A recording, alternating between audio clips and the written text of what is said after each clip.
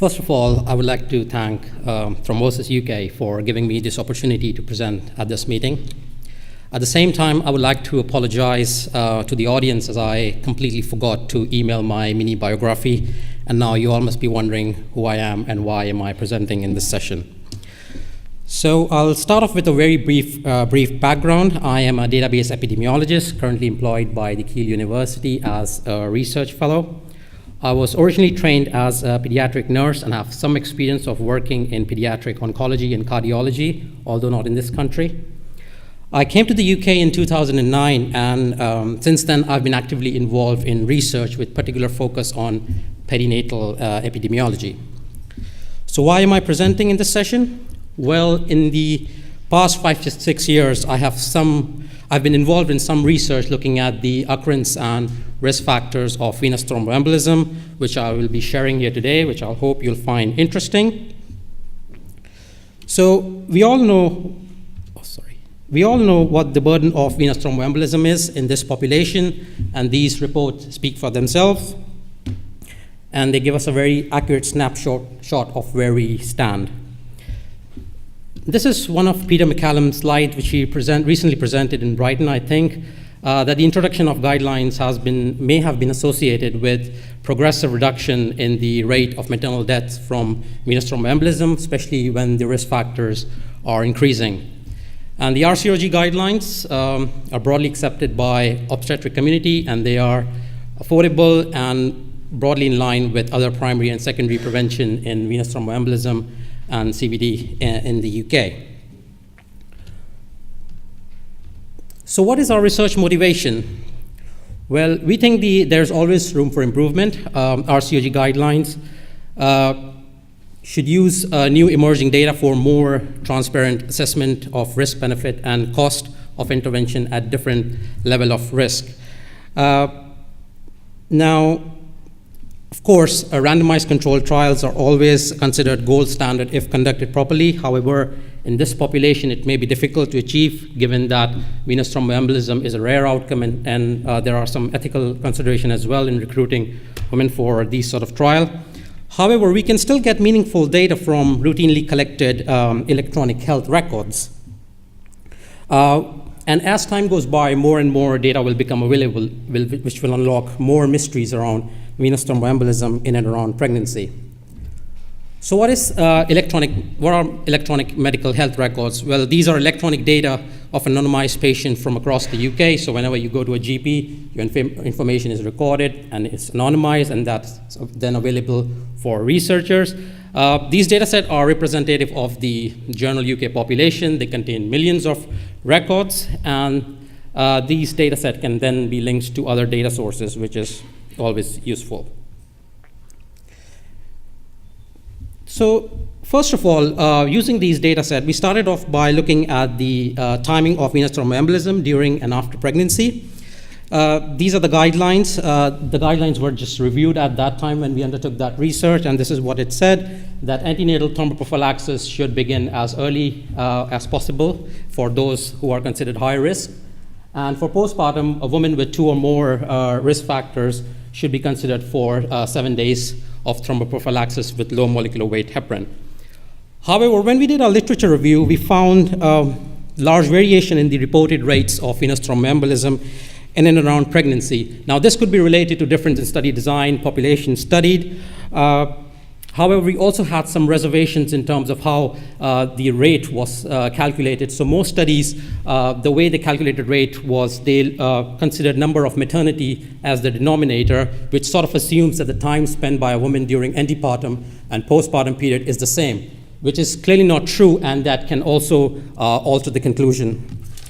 So we looked at the risk of venous thromboembolism in and around pregnancy, and this is what we found. We found that the risk of venous thromboembolism, so the risk is not that high in during the postpartum, but during the 3rd trimester, it starts to go, it's a little bit higher, and then it peaks around the early postpartum period. And this, during the same year when we published this, other researchers also published their finding using their massive data, and they sort of found the similar sort of results. And this one was published in the New England Journal of Medicine. So based on these results, we concluded that the highest risk of venous thromboembolism mainly occurs within 3 weeks postpartum. Therefore, we concluded that perhaps thromboprophylaxis in those considered high risk could potentially extend it from 1 week to 3 weeks after childbirth.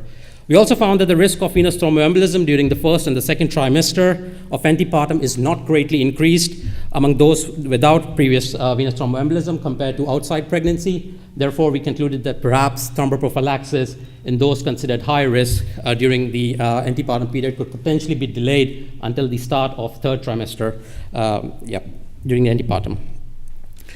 We then moved on to the risk factors of venous thromboembolism, and again, we found no evidence on the estimation of absolute risks, which based on the recognized risk factors, which is again very crucial from public health perspective. On our literature review, we also found a large variation and again, disagreements regarding characteristics which put women at high risk in and around pregnancy. And also very few studies evaluated the risk of venous thromboembolism separately for antepartum and postpartum period. Again, this is what the guideline looked like. This is the 2009 guideline. I'm sure we are all aware of it. We again use electronic medical records to quantify the risk factor for venous thromboembolism during separately for antepartum and for postpartum period.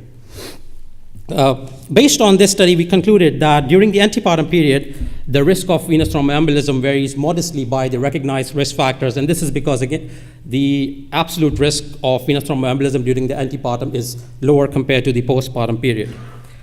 And our study also supported many of the current RCOG guidelines around thromboprophylaxis, especially during the postpartum period. However, we also found that preterm and stillbirth are very important predictors of venous thromboembolism during the postpartum period. And again, this finding was again repeated by others as well. So this is a study using large perinatal database. They found that preterm birth was associated with twofold increase after adjusting for all the risk factors. And this study is using again an Australian database, and that they showed that stillbirth is associated with a six-fold increase in the risk of venous thromboembolism, and preterm birth is associated with twofold increase after adjusting for various risk factors. Now, we didn't completely ignore the antepartum period. We know that around 50% of maternal venous thromboembolism occur during the postpartum period. And of all potential risk factors, we thought hospitalization must be considered the most important, given that in non-pregnant population, it is associated with 100-fold increased risk. And in the UK, it is leading cause of, it is associated with considerable mortality. So this is what the guidelines said regarding hospitalization, that it should be given to those who are admitted for longer than 3 days, provided they have some other risk factors as well. But the evidence supporting these guidelines were lacking at that time. Therefore, we conducted another study where we looked at the risk of, we quantified the risk of first venous thromboembolism in hospitalized pregnant women, and we found that the overall rate of antepartum VTE is substantially increased during non-delivery related hospitalization, and then this risk is also higher after their discharge. So in 2015, the RCOG guidelines were updated, and amongst other changes, these changes were also made. So stillbirth and preterm birth were added to the postpartum risk factors. It also recommended that thromboprophylaxis should be extended for those considered high risk from 7 to 10 days. And during the antepartum period, it recommended that thromboprophylaxis should be delayed for those who are at high risk. And also, all pregnant women admitted to hospital are now prescribed thromboprophylaxis unless there are obvious contraindications. So we know that targeted thromboprophylaxis can prevent postpartum venous thromboembolism with minimum harm. However, now there are variations in the thresholds set on the basis of certain risk factors on which the intervention is recommended. While the risk factors such as previous history of venous thromboembolism, certain thrombophilia are well recognized to warrant intervention on their own, it should be recognized that women with these risk factors represent a small proportion of all women giving births. The vast majority of venous thromboembolism occur in women without these recognized risk factors. And recommendation of thromboprophylaxis among the large proportion of women without these risk with one or more low to moderate risk factors, they are inconsistent, and there's a large variation across different guidelines as well. So in the UK, we all know that postpartum women are categorized as low, medium, or high risk with regards to the recommendation on the duration of the therapy which is recommended. It is a system which is based on an ordinal point-based system assigned to each risk factor, which is not validated.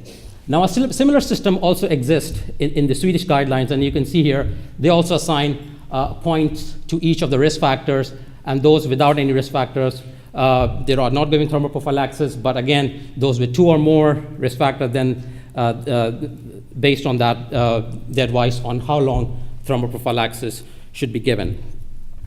Now, such categorization, whilst it's visually pleasing and very easy to implement in practice, it masks the large variation of risk among these women. Therefore, using models to make prediction for individual women is more accurate and is preferred rather than the risk grouping approach, which is currently lacking in practice. Therefore, the aim of our study was to develop and externally validate a new prediction model that can generate the absolute predicted risk of first venous thromboembolism during the first 6 weeks of postpartum based on each woman's individualized clinical profile. Now, whenever you are building a risk prediction model, you need 2 data sources. One data source is for your model development, where you develop your model, and the other is for testing that model or validating that model. Now, most stringent form of validation is that validation that is conducted in an independent external data source. So for our model development, we utilize data from England, utilizing clinical practice research data link, which is again a large database of anonymized patients across the UK, and which is linked to hospital episode statistics and HES maternity. For our model validation, we utilize data from Sweden, utilizing their Swedish Medical Birth Registry, which is linked to National Patient Register and Prescribed Drug Register. So these are the national registers.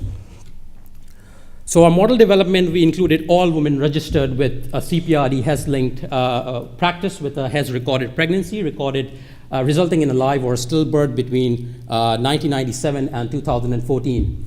For external validation, we utilized all pregnant women in Sweden between July 2005 and I think December 2011. Now, of course, when you are developing a model and then you're validating it, you have to make sure that all your outcomes and your predictors are defined in a consistent way. So before just doing validation of our prediction model, we undertook some groundwork. For that, I planned a brief visit to Karolinska Institute. So basically, I compared the absolute risk of VTE using the Swedish data to English data, and this graph is showing the absolute rate during different periods of pregnancy as postpartum, and you can see that these 2 lines, they're comparable.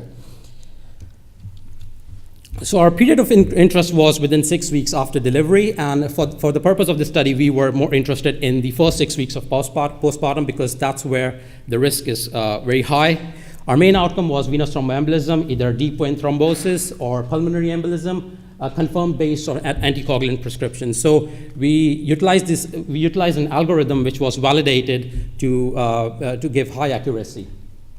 So for each woman, we extracted information on candidate predictors. For each pregnant woman, we extracted information on their socio-demographic factors, lifestyle-related characteristics, comorbidities, and pregnancy-associated complications and characteristics.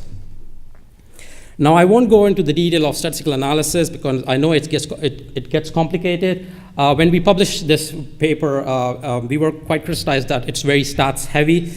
But the thing is that when you are building and validating a prediction model, you have to adhere to these guidelines to please the stats community. So I think it was quite essential for us to sort of mention those sort of analyses. But here I won't go into the detail. So this is the results slide. So in our derivation cohort, we had information on 433,000 pregnant women, and in our Swedish cohort, we had information on 662,000 deliveries. The risk of venous thromboembolism was slightly higher in the Swedish population, and there were some differences in the baseline characteristic. For instance, in Sweden, you had they have lower number of preterm births, they have lower number of stillbirths, and women undergo fewer cesarean sections right here. But these differences are good when you are sort of developing and validating a model, because this ensures that your model is robust enough to cope with these differences in the population. This slide shows our final model. So in our final model, all these characteristics were included. And again, all these factors are already included in the guidelines. But here you'll notice that we also included infant birth weight, and you must be wondering how this is relevant. The time when we were building this prediction model, this paper came out, which looked at the association between newborn birth weight and the risk of venous thromboembolism, and they found that the significant association remained after they adjusted for all the covariates and confounding factors. So then we checked in our data, and our data as well, this came out to be significant and was included in our model. Again, this is what the risk equation looked like. I know it looks scary, but you don't have to worry about it, because this is the front end that you'll see. So I spent some time learning Visual Basic, and this is what I came up with. So you'll have a front-facing window. This will be the user interface, and you can tick your binary predictors, your categorical predictors, and you can enter the information, and it gives you the predicted probability. So the interpretation is if a woman has these risk factors, then if 1,000 women are followed with the same risk factors, then 30 will develop venous thromboembolism within 6 weeks of delivery. So it gives you some indication of what their predicted risk is within that period of time. I won't go into the detail, but whenever you are building a prediction model, you have to do some diagnostics and have to present some area under the curve. So this is C statistics, and again, it's showing that the model performs well both in the development data and in the validation data. So, but I won't go into the detail of these. I think this table is very interesting because it does head-to-head comparison of the current guidelines with the risk prediction model. So if you implement the current guidelines, the newer guidelines, then around 35% of women during postpartum period would qualify for pharmacological thromboprophylaxis. Now, if you implement that, you would identify 63% of venous thromboembolism in the population which shows the sensitivity. Now, if you would implement the risk prediction model and decided to give the same proportion of women thromboprophylaxis based on their highest risk score, your sensitivity would go up to 78%. Again, in the Swedish data, based on their guidelines, if you implement it, based on our data, 6% of the women qualify for pharmacological thromboprophylaxis. Now, of course, you are giving fewer women thromboprophylaxis, so your sensitivity is 20%, so you only identify 1% of venous thromboembolism. And again, if you use our model and decided to give the same proportion of women thromboprophylaxis, then your sensitivity is slightly better. The good thing about our model is that you can change the thresholds based on where you want to give the intervention. So if your threshold is very tight, your sensitivity will go down, and if your threshold is sort of loose, then your sensitivity would go up. So the model allows you to change the threshold. Now, of course, there are many limitations to our risk prediction model. Firstly, we were unable to adequately account for women already given who were already prescribed thromboprophylaxis because, again, the data set we had doesn't record prescriptions, the secondary care prescription, and however, we tried excluding people, women already prescribed thromboprophylaxis, but we may have underestimated due to unavailability of the data. However, it is unlikely that thromboprophylaxis practices may have a huge impact on our estimates, as the risk of VTE is high, well beyond the recommended 7 days which were based on the 2009 guidelines. Now, we also excluded women with a history of venous thromboembolism from our study, but again, these represent a small proportion of women from whom decision to give thromboprophylaxis is arguably less controversial. And we also didn't exclude women with certain thrombophilias, but again, pragmatically, universal screening for thrombophilia in the UK is not routinely recommended, so pragmatically, it can't be used to make predictions about the risk of venous thromboembolism.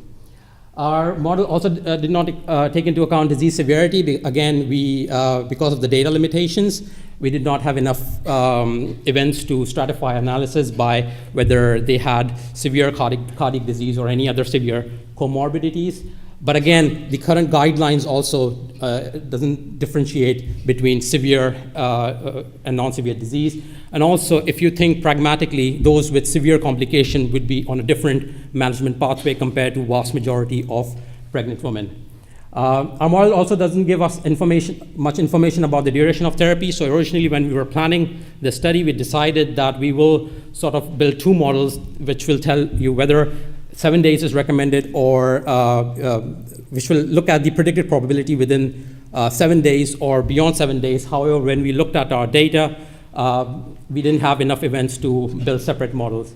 And also, because of the same reason, we were unable to consider interaction between risk factors. Now, I think I don't have, I'm almost out of time, so I'll skip future research that we are currently planning, but I'll just give my final thoughts that I will again say that the RCOG guidelines should make use of new emerging data and for more transparent assessment of risk benefit.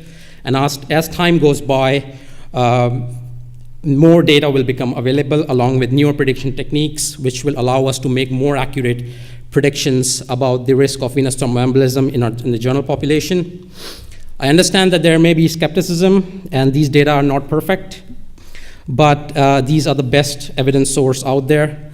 And I also agree that for most women, the risk of venous thromboembolism is very low, and there may be potential for overtreatment. However, an advantage of our model is that you can set new thresholds. And of course, when you're setting thresholds, you need to take into account risk, benefits, and costs associated for each threshold that you would want to implement. In the end, I would like to thank all these people who made this project possible, especially Joe West, who enabled me to continue this piece of research even though I was employed for something completely different. So, thank you.